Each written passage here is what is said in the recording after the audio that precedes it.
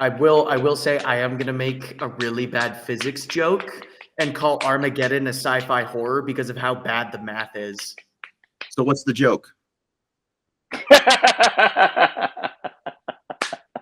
There's our intro. Sup, nerds? I'm James with Nerd Alert, here with Jimmy and Brandon. Howdy. And today we're going to be discussing our top 3 sci-fi horror films. Now, it's spooky season, as I'm sure you're aware. The leaves are starting to turn orange and pumpkins are everywhere. So if you live in a Vegas. city where you can do that, because in Vegas it's still 98 degrees, and we just cracked 100. We're down in the 90s. Woo! I'm glad I'm up in Reno right now. Anyways, we're each going to discuss our top 3 sci-fi horror films in no particular order. So who would like to take it away? I'll go first, being the All right. elder gentleman. I'm going to go, and I understand this is going to be controversial, but I like the sequel. They're basically even, but I like the sequel just a little bit more because it's a little more faster paced. I'm going to go with Aliens. I love that movie. It is so much fun. The fact that they were able to make a sequel that is just as good as the original is so impressive, as well as not really tell it the same way. They introduced new elements, new characters. It just keeps you on the edge of your seat. And with Newt, who's the little girl, the whole time you're like afraid, oh my gosh, especially since I saw it when I was a kid, that's who I identified with. And it's scary, very scary. I really, really enjoy Aliens. I was gonna say Alien, so I mean it's right. But those two I can easily group together, almost like Frankenstein and Bride of Frankenstein. I like watching. I have a hard time watching one without watching the other together because it's just a solid story. And just the way Alien is done and just how terrifying it was with the chest buster and just this constant fear you had watching it, and then doing that again in the second with a clearly bigger budget was just both of those are such good horror movies. And perfect example of sci-fi. It's like you have all these alien movies about little green men coming down and invading Earth, and it was this was done in a way you're like, oh, this is a monster. How do you defend yourself against a creature versus a little man with a ray gun? And the visual effects for the time are phenomenal. The things they did to make it so, obviously we're not going to see the CG and stuff that we have today. So they kept it dark and you couldn't see things. And then the monster costume, I didn't know until recently, it never occurred to me that was a dude in a suit. And then you see the dude who played it, and he's just this very, very tall, skinny black guy. You're like, oh my God, it never occurred to me that was one guy in the suit. Just unbelievable. Yeah, amazing. I love those movies. All right, I'm going to jump in here if I may. I'm going to bend the rules a little bit and say Rocky Horror is the first one I'm bringing up. Technically, it's sci-fi. There's aliens. There's a man made through chimera means, and there's magnets. So technically, you need to see more movies. You need a bigger sci-fi list. Rocky Horror is great. Come on. It's a fun movie. I guess somebody might find it scary, but at the same time, it's highly entertaining. It's definitely a musical. I can't fathom anybody can listen to the Time Warp without tapping their foot or even joining in. It's such a fun song. I begrudgingly, I accept your bending of the rules. Yippee! And I guarantee that Frankenfurter scares the crap out of a large portion of this country. Yeah, that's I've seen it firsthand. That's just, they close their eyes and that's who they see, and they're like, oh my God.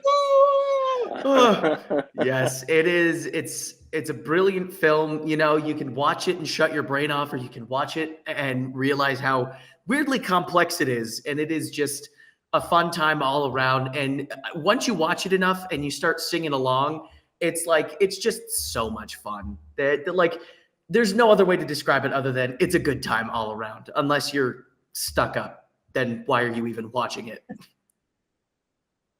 Very nice. So I'll go with my second one. I think it kind of flew under the radar. I saw it with our friend Kelly. I saw it in theaters. It's called Life. It stars Jake Gyllenhaal, Rebecca Ferguson, Ryan Reynolds, and it literally takes place in space, and they find an alien form on their shuttle, and they break protocol, and they try and save, because somebody gets, infected, and they try and save them, and then all hell breaks loose, and it's got a very cool twist ending, because you're like, oh, good. It all happy ending, and it's like, nope, big oops. And it's just a nice thriller that came out relatively recently that I thoroughly enjoy. And it's one of those ones I believe kind of flew under the radar. It's been after Deadpool. Ryan Reynolds is not the main actor, but it came after Deadpool. So he is still a big name, but it wasn't like he was the star. And it was nice to see him be in something that wasn't associated with comic book movies or anything else that he's blown up with lately. And Jake Gyllenhaal is always amazing. So it's really, really good, creepy sci-fi horror. I enjoy it. Have you guys seen it? I didn't. Highly recommend give it a go. I mean, I'm sure if it's streaming, I'll add it. Like, that's where I've been at with a lot of this stuff lately. But I think that's why I didn't see it at first. Yep. I remember seeing the trailer for it. At first, I was like, what is he talking about? But I remember, like, seeing it advertised. But it was surprisingly good. I really enjoyed it. Highly recommend a good look. I'll be checking that out. What's yours, James? Ooh, number 2. I'm probably going to upset you guys, but I'm going to say The Thing. Not upsetting at all. That's one of the best ever, man. Like, yeah, that's up there. That's not just great sci-fi horror. That's just great horror. Love it. That's absolutely outstanding.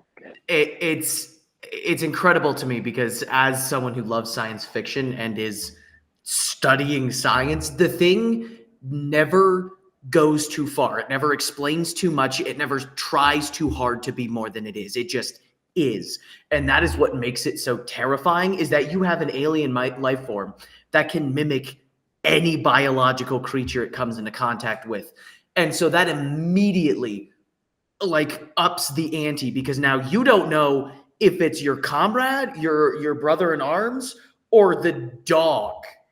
So now it's not just we have to worry if it's mimicking a person. We have to worry if it's mimicking a goddamn rat in the air vents. And it just the fear escalates so much as you watch, and you're like, who the fuck is it now? Because this guy's dead. This guy's dead. Is it somebody? Is it an animal? And the visual effects they did for the Thing are disgusting, and it is just incredible how well they visually communicate this monstrosity, Cronenbergian, Lovecraftian nightmare from the stars. There are a lot of fun facts in that movie that I just love. And if you ever get the chance, I'm not the kind of guy that likes listening to the director commentary, but that one, Big Trouble in Little China, is another one. Anything basically Jeff Carpenter and Kurt Russell, that one is phenomenal as they talk about the things that they experience. One of my favorites is the beginning opening with the helicopter coming in, and the Norwegians are shooting at the dog. They almost crashed the helicopter because they didn't see the snowbank, and you can see it come in, and it just very quickly shoots back up. And it's like, oh my God, I didn't know that's why they did it. That's crazy. Another one is when Wilford Brimley is going nuts in the radio room, and Childs comes in, who's David Keith. I can never remember which one. And if you look at his arm, he broke his hand. So it's a fake hand. It's a cast painted like his skin color, but he's trying to hide it the whole time. And it's hilarious once you know this. You're like, that's hilarious. That's awesome. But there are another one, Wilford Brimley, when he's doing the autopsy and he's going through and it's like guts and stuff. It was real, like animal guts and stuff. He was a farmer, so he had no problem doing all that. Everybody else on set's like, oh, it's nasty, man. And he was having fun with it, showing everybody. That movie is so much fun to watch. And then please try and find the director's commentary. It's hilarious. I mean, someone will correct me, or someone will have a comment to say different, but I think that was peak practical effects. Like, I think that was the absolute best we had seen at that time. And maybe have set like some really good effects out there, but there was just like the way they were able to make that thing look so terrifying and just fucked up. Like, yeah, that movie is outstanding. And there's still conversations today. Giles, McCready at the end. Are they both infected? Neither of them are infected. What's going on? Yeah. Still, we talk about that today. And that's another one that was a bomb at the box office.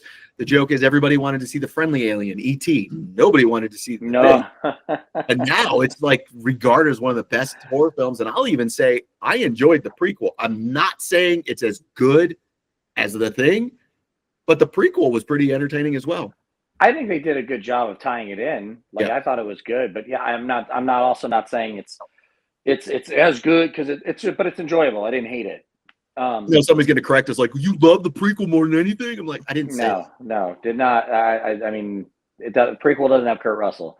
Kurt Russell's maybe my favorite actor, man. Like, he was just that whole line of movies between like that and Big Trouble and Escape from New York. Yeah. He's just a badass dude. I fucking love Kurt Russell, and he is such a good lead in that movie as well. Like, just knocks it out of the park.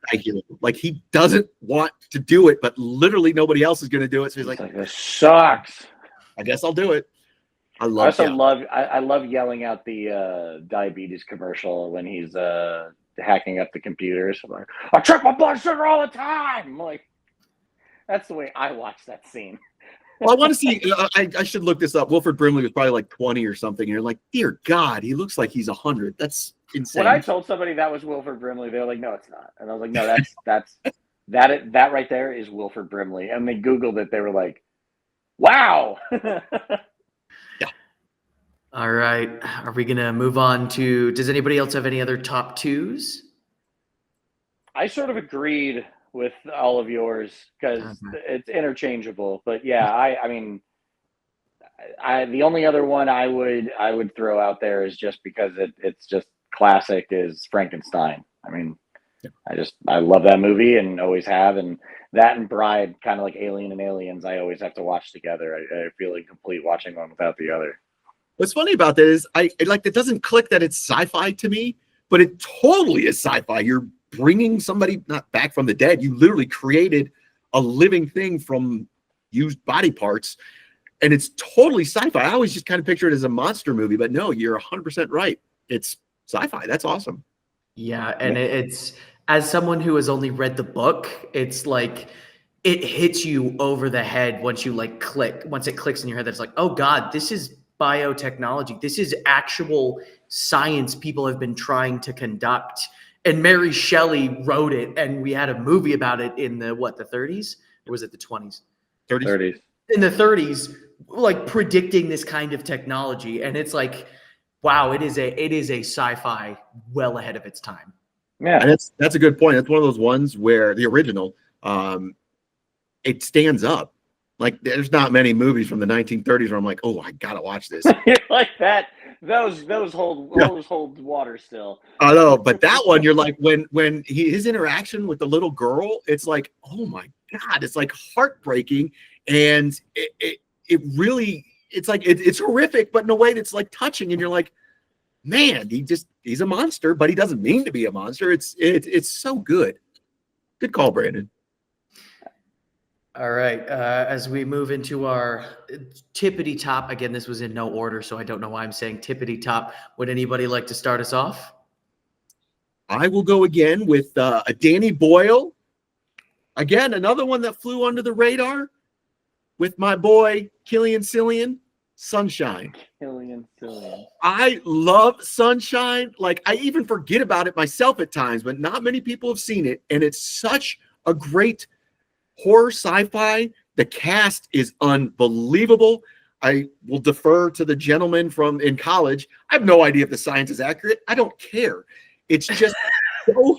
I've never seen this movie. Oh my goodness! It flew under the radar. Danny Boyle was making a big name for himself with 28 Days Later, really being the go-to British dude with movies. But that one, and it seems like it's low budget. It's got Chris Evans. It's like, what? It was more around the Fantastic Four era versus the Captain America era, but it is such a good movie. Is it Max Strong? Is that I think that's the the bad guy from Kick-Ass. Oh, yeah. And he's just Mark Strong. Mark Strong, and he's just got an amazing voice and bad guyness to him. Yeah, it's such a good movie. I highly recommend you take a look at it. And it's one of those ones where it's just kind of out in left field. You don't think about it as a horror movie, but it's scary basically the whole time. Yes, it is. Oh my God, it is mind bending. And to interject as the dude studying physics, the science isn't wrong. There are a few things we can't really say as physicists, but the science is pretty close, which is kind of terrifying when you think about it. The sun losing energy at this point in time, not likely, but that's still terrifying if it happens. What's a miracle though is the fact that the villain didn't die of fucking skin cancer. Like I get he's crispy, but he should have died of skin cancer in like the first year. But it's like the horror is so good. My favorite scene is when they get to the first mission sent out and they get on the spacecraft, and every time the flashlight hits the camera, it like shows flashes of that crew. And it's like, what the fuck? One or two frames. So it's like, did I see that or did I make that up? Cliff Curtis from Three Kings, Cillian Killian Murphy, Michelle Yeoh, Hiroki Sanada, Rose Byrne, Benedict Wong, Chris Evans, Troy Garrity, Mark Strong. It's like, what year was this? This was written by Alex Garland. I always forget that. So it's Danny Boyle, Alex Garland team up, 2007. I remember seeing like a poster for this, but I've never seen it. So I will have to add that to my list this October. We will circle back around. I want to hear what you have to say about it. Okay. Hell yeah. I will jump in here. I have an honorable mention, but I'll save that for last. I'm going to go for top spot. Well, just the last one we'll bring up, Terminator. The first one specifically, because that one, the second Terminator, much like Aliens, they're more action oriented. Yes, there's an inherent horror to Arnold Schwarzenegger hunting you down, but the original Terminator is just so much more horrific. You have this poor, lonely woman who's just minding her business when the freaking TI-84 comes in and he's like, I am going to kill you. And then you have another dude who's like, wait, I can save you. And it's like, what? And it's just, it captures how horrific it is to be chased by an unstoppable juggernaut. Do you think that has become more of a horror film as AI has really become part of our society? Because I literally have never thought about it as horror. And I'm like, God, you're right. That is scary as shit. Well, if you think about it, she has no idea of what she becomes and what her son becomes. So she's just a regular ass person. And then you have this super advanced humanistic AI chasing you, trying to kill you. It's like, you don't know why you're being condemned to death. Literally, you haven't even done that yet. And you're being put to death. And given the advancements in AI now, that is a possible future. And it is terrifying. I think it's a really good, I've never thought about it this way, or at least out loud. But yeah, the first one feels so different because the second one, Arnold was the hero. He's the action star at this time. They're really banking on that. But like the first one always is like, for it being the start of the franchise, I feel is the least famous of the movies because, you know, you had him as a villain. And like, yeah, that's a fair point. By the time the second one comes around, she's at least have an idea of what's going to happen and she started training a little bit. Whereas like in the first one, she's like a waitress who is just running from her life from this dude that cannot be stopped. So like, I think that's a really solid like assessment of that movie because yeah, you kind of don't realize how scary the first one is until you really look at it that way. And I like, again, going back to the practical effects, because this is the early 80s. And the other thing I love about it is they were shooting in LA and they didn't get permits. So it was a lot of guerrilla filmmaking on the scenes. Like, all right, here's what we're going to do. Do it quick, because I didn't want to get called on the cops and all that. I mean, there's a lot of great lore to the making of that movie. I never knew that. Yeah. And I want to say he sold the script for $1 or something like that. I can't remember the exact details, but it was something ridiculous like that because he wanted to direct it. And at that point, he had only directed the opus Piranha 2. James Cameron. Oh my God. Yeah. So no, that's great. And it's another one that I get it. Shut up in the comments, please. I like every single Terminator movie that's been made. The second one's my favorite and the best. First one's really good, but I enjoy all of them. The TV show, Sarah Connor Chronicles, was fantastic. Man, don't even get me started on how good that was. And even Dark Horse had some amazing comic books. Like everything to me associated with this franchise is really good. But don't come at me and say, "Oh, like Genesis sucked. It's not the best." I'm like, I didn't say it was the best. No, I enjoy it as a whole, as a franchise. Yeah. But like, yeah, but I mean, it's also like, if you're going to keep this going, if you're going to keep making them, it's almost like the acknowledgement of Jason X of like, it's going to get goofy and convoluted. So like, maybe not all of them have been taken as serious, but I still have fun watching Terminator movies, like every single iteration, any timeline. If you didn't get hit in the feels at Dark Fate when John Connor gets shot as a kid, I was like, oh my God, that sucked. That sucked so much. I was like, what the fuck, dude? Yeah. I did not like seeing that at all. What the hell, man? Yeah. And you've got entertaining. You've got because you're like, okay, it's different. And then you're like, oh my God, it's different. Oh my God. It's different in a bad way. I don't like this. What the hell? And I would also like to add the series is getting love with Terminator Zero, which is I'm super excited to watch. On Netflix? What is that? Yes. The anime. Oh, it doesn't exist.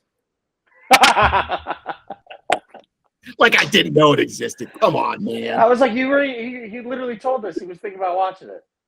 Yeah, then I remember I don't like anime, so I stopped. You walked right into that one. Anyways, would anybody else like to hop in? What's your last one, Brandon? I don't know. I've just been bouncing off of you guys because you all have been picking some really solid choices as far as sci-fi horror. There's something sitting right in front of me that I can't. Here's the thing. I do like Predator, but I don't know. Predator's fun, but I thought I've always been a bigger fan of the Alien franchises with it. I don't know, man. I think I would just have to kind of say everything we've talked about. Like we covered some really, really good ones. And honestly, I think you bringing up Terminator, the first one specifically, I'm like, that is a good horror movie because you don't have the backstory. You don't have the information. I don't know. I'm the last one to go, huh? What was one of your honorable mentions? I want to see if maybe that gives me fuel. My honorable mentions, one of them was Predator. So, yeah. Predator's great. Because have you seen the Jean-Claude Van Damme costume? Yeah. Because if they went with that movie sucks. That movie is horrible. different. Luckily, they didn't go with that, and they went with what we now know. And it's like, yeah, that literally made the movie versus breaking what could have been. I mean, it's a monster alien. It's a sci-fi horror, but I'm doing the same thing where in my head it's always been an action movie. And I'm like, oh shit, it is a fucking terrifying horror movie. And another connection to Shane Black. That dude is everywhere. He's actually in this movie. He's killing it. Yeah. Yeah. If I'm these actually, I'm coming up with more as I think about this. Another great one, Quiet Place. Yeah, you know what? I did not think it. That's another one where all three of those movies are entertaining. Like I really enjoyed all of them, and I've never ever seen a movie in a theater that quiet. Never will. You never will. It was like everybody was so afraid that the monsters were just going to jump out, so we were all quiet. And I've read they're making a video game of A Quiet Place where the microphone on your remote will react. I'm like, this better not be VR because I'm going to shit in the pants. Oh my God! Yeah, I'll die. I'll die playing that. You remember at Comic-Con when we did the demo for Alien? Oh, that sucked too. They put the headphones on you, and we're all just sitting there in these computer chairs. I'm like, ah! And you get like a flashlight or something, a wrench, and this is my weapon. Are you kidding me? That's what I'll kill the Xenomorph with. I'll kill the Xenomorph with this wrench. This comically sized wrench. Oh, that game freaked me the fuck Oh, out. I know what we need to do for Nerd Alert. Oh my God, because then I'll just sit there going, and then Yeah. you're like, ah, They make run! adult diapers, right? Yeah, I'll need those. Yeah. Oh my God. If someone wants to Google this, because I can't at the moment, but there was a movie that came out last year it was a Hulu original. Is it No One Will Save You? No One Will Save You. Oh my Oh. God. That will be the last one I bring up for sci-fi horror. I watched that last year, just on a whim. Hulu's had some hit and miss with some original horror stuff. They've done a lot of them, and I've enjoyed them for the most part. Nothing really like blew me away, but this was one that I thought was really good. It's a alien invasion movie, and the thing I love about it is it gets right into it, but it also gets complicated because she's defending herself against this alien basically on her own. I don't believe she has a line the entire movie, the main character, but it's definitely worth watching. It was a lot of fun. I like the actress Caitlin Dever. She was on Last Man Standing and Booksmart. Mm-hmm. Yeah, she does an outstanding job. That's a really fun one to watch too. I've never heard of that. I'll have to check it out. Yeah, you're right. Hulu has some of those original horror films that are hit or miss, and some of them are really good. And they're what I like is they're introducing new directors and new stories that you wouldn't really see anywhere else, and they're giving people a shot. Yeah, I like that a lot. And for my last one, I swear this is it. THX 1138. That is horrifying when you really You know what a horror film is? Like I was giving you the benefit of the doubt. Now I'm like, hold on. I watched Jimmy's face as you brought this up, and now I'm just gonna sit back and let you guys do your thing. Excuse you. It is a horrifying examination of the future. Yeah. He also made a follow-up to that. It's called Star Wars: A New Hope, the horror edition. Yeah, that's a horrifying movie about terrorism. I thought American Graffiti was the sequel to. Oh my God, it's scary as shit, dude. When Wolfman shows up, that's why. But I mean, all right, it has Donald Pleasance, and he is a horror icon. I'll give you that. Also, when you really think about the implications of that culture and society, and then the fact that when he escapes, there's nothing left, it's like that is truly horrifying. There is no alternative. You either rot underground under a destructive government, or you die in Nowheresville. And it's that both are equally terrifying. Good news, Brandon. I no longer hate millennials the most. I've shifted down a generation. So. as we all have. I do want to give an honorable mention to Nope. Jordan Peele I never would have associated him with horror films until he started making them. His horror films are great, even the ones he just produces. But Nope is one of those ones where I'm like, all right, I'll give it a go. And the fact that it's just almost like too simple, but it's questioning the whole time.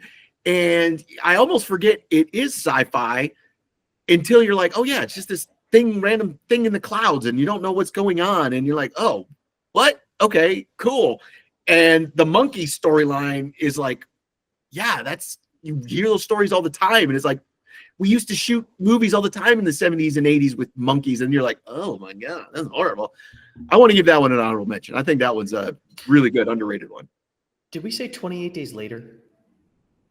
We said Danny Boyle, but not 28 Days Later specifically. Wait, can you please look? I mean, it technically could be sci-fi, but I would put that more of a zombie movie.